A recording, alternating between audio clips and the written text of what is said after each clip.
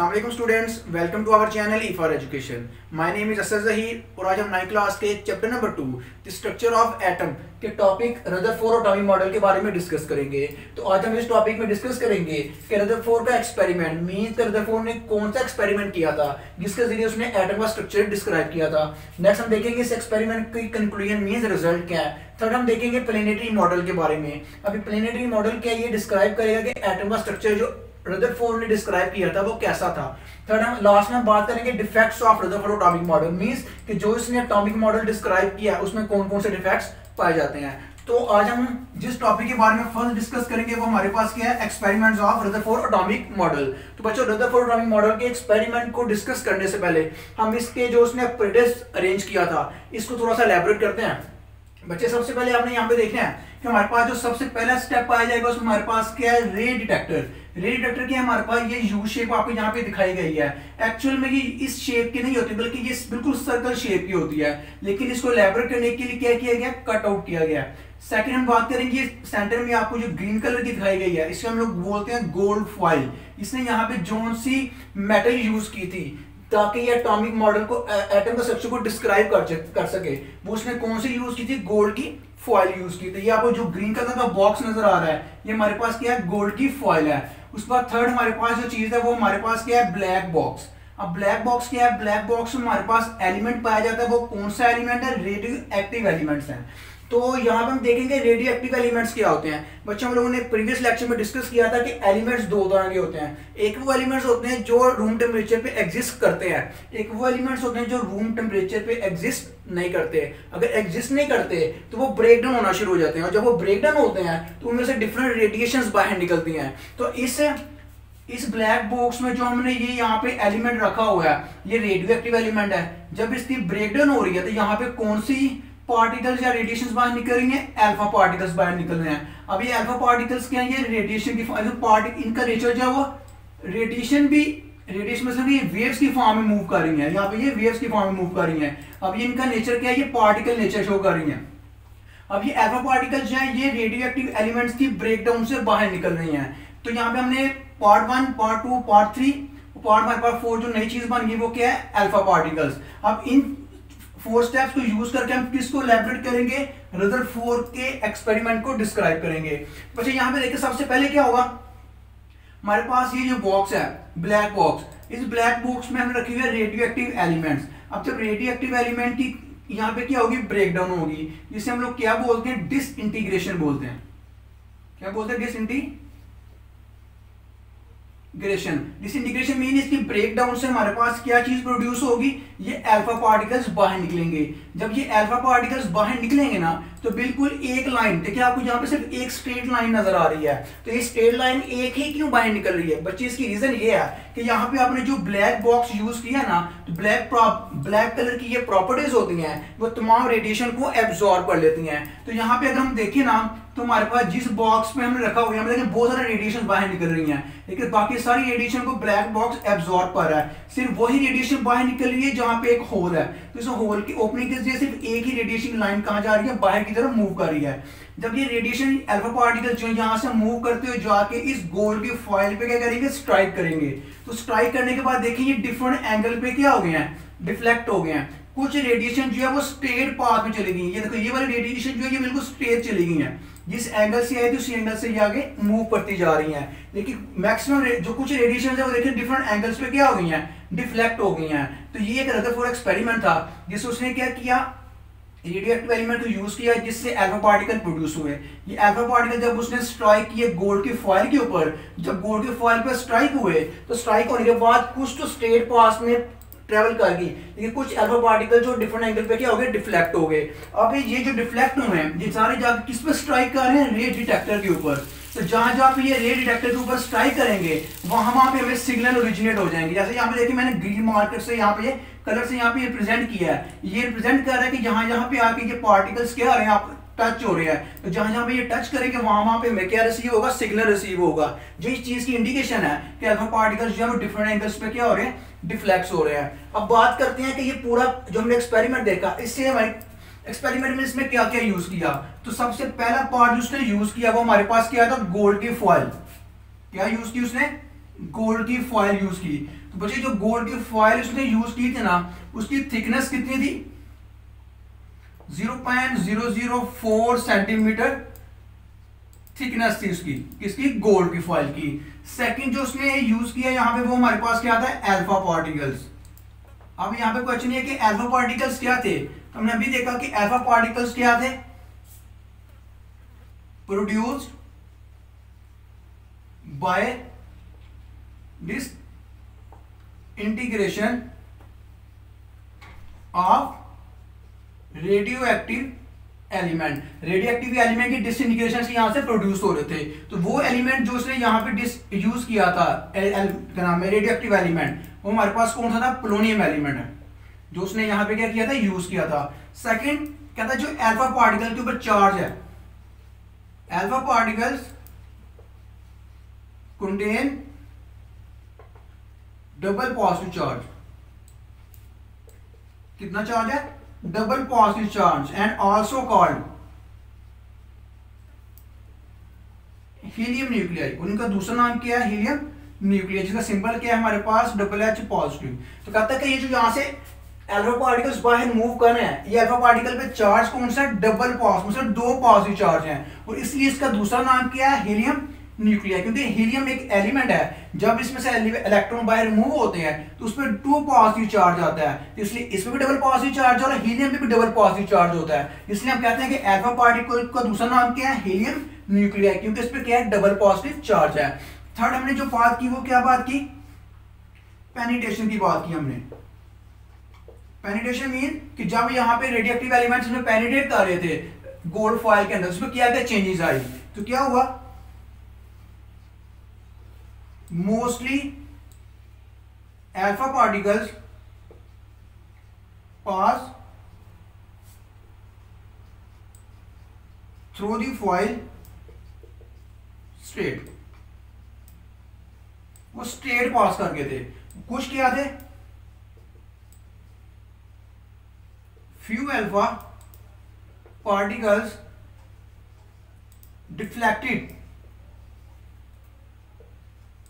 into different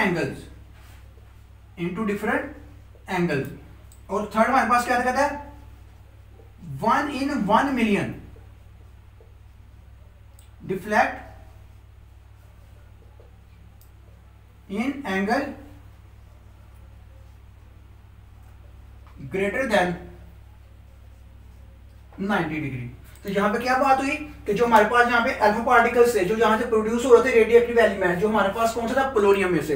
तो इस radioactive element में से जो अल्फा पार्टिकल बाहर पास कर रहे थे, जब वो गोल्ड की फॉइल पे स्ट्राइक किए, कौन सी गोल्ड की फॉइल जिसकी थिकनेस कितनी थी? 0.004 सेंटीमीटर। तो वो अल्फा पार्टिकल्स क्या थे? डिफरेंट एंगल्स पे क्या हो गए? डिफ्लेक्ट भी हो गए। इसका मतलब क्या हुआ? कुछ जो मोस्टली थे वो तो स्ट्रेट पास करके, लेकिन जो कुछ एलिमेंट्स है वो कुछ है जो वो डिफरेंट एंगल पे डिफ्लेक्ट हुए। लेकिन अगर 90 ग्रेटर देन 90 एंगल की बात की जाए तो 1 मिली में से 1 अल्फा पार्टिकल ऐसे थे जो कितने एंगल पे डिफ्लेक्ट हुए? ग्रेटर देन 90 एलिमेंट पे डिफ्लेक्ट हुए। ये तो उसका था एक्सपेरिमेंट।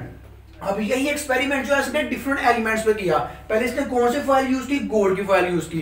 फिर इसने प्लाटिनियम, निकल वगैरह डिफरेंट क्या नाम है हमारे पास फॉइल यूज की डिफरेंट मेटल्स की। तो हमेशा इसके पास यही तरह के एक्सपेरिमेंट परफॉर्म हुआ। इसके रिजल्ट में जो इसने कंक्लूजन ड्रॉ की वो कंक्लूजन्स क्या थी? तो बच्चों अभी हम बात करेंगे conclusions of Rutherford atomic model की। तो बच्चों अभी हमने थोड़ी देर पहले क्या डिस्कस किया कि रदरफोर्ड ने एक्सपेरिमेंट परफॉर्म किया था। अब जब इसने गोल्ड फॉइल पे अल्फा पार्टिकल स्ट्राइक किए तो वो डिफरेंट एंगल्स पे क्या हो गए थे? डिफ्लेक्ट हो गए थे। अब इसके रीजन क्या थी उसको हम किस में डिस्कस करेंगे? कंक्लूजन में डिस्कस करेंगे। अभी आप ये डायग्राम देखें, इस डायग्राम में आपको ये जो एक एक बॉल्स नजर आ रहे हैं ना, ये सारे बॉल किसको रिप्रेजेंट कर रहे हैं? एटम को रिप्रेजेंट कर रहे हैं। ये किसको रिप्रेजेंट कर रहे हैं? एटम को। क्योंकि हमें पता है कि जो मेटल है, मेटल में जितने भी एटम्स होते हैं वो सारे आपस में टाइटली क्या होते हैं? पैक होते हैं। तो अब इसी डायग्राम में हमने इलेक्ट्रॉन माइक्रोस्कोप से देखा तो हमारे पास हमें यहाँ पे जो क्या नाम है एटम्स हैं, एटम्स की अरेंजमेंट्स क्या है? एटम्स की डिफरेंट रेज मतलब लेयर्स नजर आई। अब देखें जब इसने एल्फा पार्टिकल के उसके ऊपर फॉल किया, जब एल्फा पार्टिकल्स इस क्या नाम है फॉइल में से पास कर रहे थे तो देखो मैक्सिमम एल्फा पार्टिकल्स क्या कर रहे थे? पास कर रहे थे। सिर्फ वही एल्फा पार्टिकल्स जो है डिफरेंट एंगल्स पे डिफ्लेक्ट हो रहे थे, जो सेंटर में मौजूद न्यूक्लियस के साथ क्या हो रहे थे? स्ट्राइक हो रहे थे। किसके साथ स्ट्राइक कर रहे थे? न्यूक्लियस के साथ। अब क्वेश्चन ये है कि वो अल्फा पार्टिकल जो न्यूक्लियस के साथ जाके स्ट्राइक करते थे वही डिफरेंट एंगल्स पे क्या हो रहे हैं, रिफ्लेक्ट हो रहे हैं। ऐसा क्यों था? बच्चे हमें पता है कि न्यूक्लियस पे चार्ज क्या होता है, न्यूक्लियस हैविंग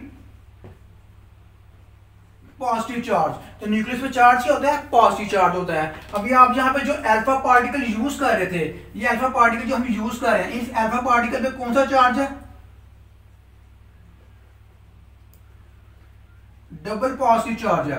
तो आप यहाँ पे देखें, जब डबल पॉजिटिव चार्ज, यहाँ पे डबल पॉजिटिव चार्ज है, यहाँ पे क्या है, सिंगल पॉजिटिव चार्ज है।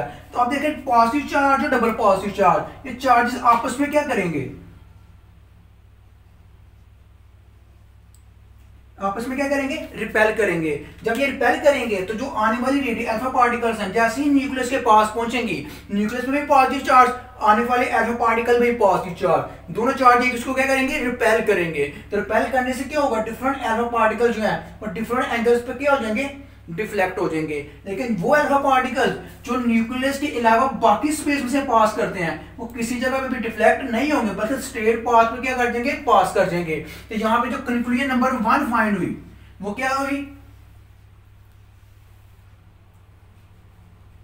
Mostly alpha particles pass straight through the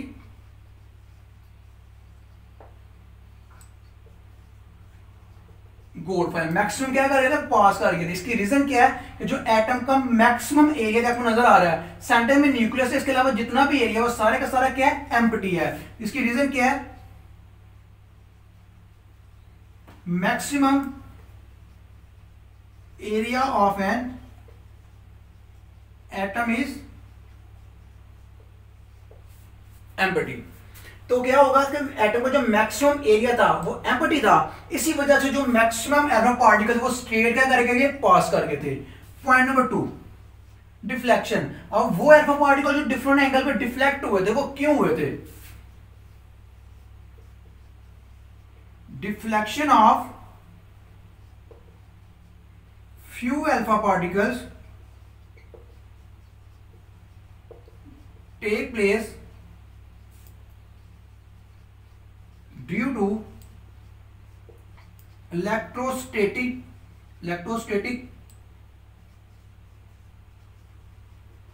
repulsion between nucleus and alpha particle। अब यहां पे कहता है कि जो मोस्टली अल्फा पार्टिकल्स थे वो डिफ्लेक्ट क्यों हुए थे, क्योंकि इलेक्ट्रोस्टैटिक रिपल्जन। तो बच्चे यहाँ पे इलेक्ट्रोस्टैटिक रिपल्जन का मतलब यहाँ पे ये होता है कि जब डिफरेंट चार्जेस, पॉजिटिव चार्ज आपस में एक दूसरे को रिफ्लेक्ट क्या नाम है, रिपेल करते हैं ना, इसलिए हम यहाँ पर वर्ड हमने यूज किया रिपल्जन। अब दो चार्जेस आपस को रिपेल कर रहे हैं ना, इसलिए हम यहाँ पे क्या बोलेंगे, इलेक्ट्रोस्टैटिक रिपल्जन। जब ये चार्जेस आपस में डिफ्लेक्ट करते हैं या अट्रैक्ट करते हैं तो वहां पे चार्जेस के लिए हम क्या यूज करते हैं, इलेक्ट्रो का वर्ड यूज करते हैं। रिपल्जन मीन कि ये दोनों पॉजिटिव चार्ज है तो दोनों आपस में क्या हो रहे हैं, डिफ्लेक्ट हो रहे हैं। तो कहता है ये जो अल्फा पार्टिकल मूव करते हुए जा रहे हैं, ये वो जो न्यूक्लियस, इन दोनों पे सेम चार्ज था, इसलिए इन दोनों के दरमियान कौन सी रिपल्जन क्रिएट होती है, इलेक्ट्रोस्टैटिक रिपल्जन क्रिएट होगी। इस वजह से ये दूसरे को क्या कर देंगे, रिपेल होंगे और एक दूसरे से डिफ्लेक्ट हो जाएंगे, डिफरेंट एंगल्स पे क्या हो जाएंगे, डिफ्लेक्ट। किस वजह से, इलेक्ट्रोस्टैटिक रिपल्जन। इलेक्ट्रो का वर्ड हम कब यूज करते हैं, जब हमारे पास डिफरेंट क्या होते हैं, चार्जेस होते हैं। एक चार्ज मूव करता हुआ आ रहा था, दूसरा चार्ज न्यूक्लियस था वो अपनी पोजीशन पे फिक्स था। तो स्टैटिक का मतलब है फिक्सिंग के लिए। तो इलेक्ट्रोस्टैटिक रिपल्जन जिसमें डिफरेंट चार्ज आपस में अट्रैक्ट या रिपेल करते हैं। थर्ड हमारे पास जो पॉइंट था वो क्या था, अब यहां पे देखें, पहले एक बात हमने की जो पास करके फर्स्ट पॉइंट में, सेकंड पॉइंट में डिस्कस किया डिफ्लेक्ट क्यों हुए, क्योंकि electrostatic repulsion between alpha particles and nucleus. Third बात हम करेंगे, हमें पता है कि इलेक्ट्रॉन एटम के बाहर जो ऑर्बिट्स में क्या रिवॉल्व कर रहे होते हैं, इलेक्ट्रॉन से रिवॉल्व कर रहे होते हैं ना। तो अब क्वेश्चन ये कि क्या ये अल्फा पार्टिकल जो है क्या वो इलेक्ट्रॉन की वजह से इफेक्टेड होंगे। तो थर्ड बात वो बात करता है कि massive alpha particles are not deflected by electron. जो इलेक्ट्रॉन रिवॉल्व कर रहे होते हैं वो जो है वो अल्फा पार्टिकल पर कोई भी इफेक्ट रिप्रेजेंट नहीं करते। क्यों? क्योंकि अल्फा जो इलेक्ट्रॉन्स होते हैं इनकी मूवमेंट इतनी फास्ट होती है कि अल्फा पार्टिकल जो है इनसे स्ट्राइक नहीं कर पाते। तो यहाँ पे हमारा आज का टॉपिक क्या था? कंक्लूजन्स पे। कंक्लूजन में हमने 3 बातें की। फर्स्ट पॉइंट हमने बात की जो मैक्सिमम अल्फा पार्टिकल पास किए, क्यों पास किए? क्योंकि एटम का मैक्सिमम एरिया क्या था? एम्प्टी था। सेकंड ने बात की जो अल्फा पार्टिकल डिफरेंट एंगल्स पे डिफ्लेक्ट हुए, वो क्यों डिफ्लेक्ट हुए? क्योंकि वो अल्फा पार्टिकल जो थे एटम के सेंटर में मौजूद न्यूक्लियस के साथ जाके स्ट्राइक किया थी, जहां पे हमारे पास इलेक्ट्रोस्टैटिक रिपल्जन हुई, जिससे वो वहां पे क्या हो गए? डिफरेंट एंगल पे डिफ्लेक्ट हो गए। थर्ड हमने बात की कि जो अल्फा पार्टिकल्स हैं, जो एटम में मौजूद इलेक्ट्रॉन्स हैं, उनके साथ किसी जगह पे भी वो डिफ्लेक्ट नहीं होते। मींस के इलेक्ट्रॉन जो है अल्फा पार्टिकल पे कोई भी इफेक्ट शो नहीं करते।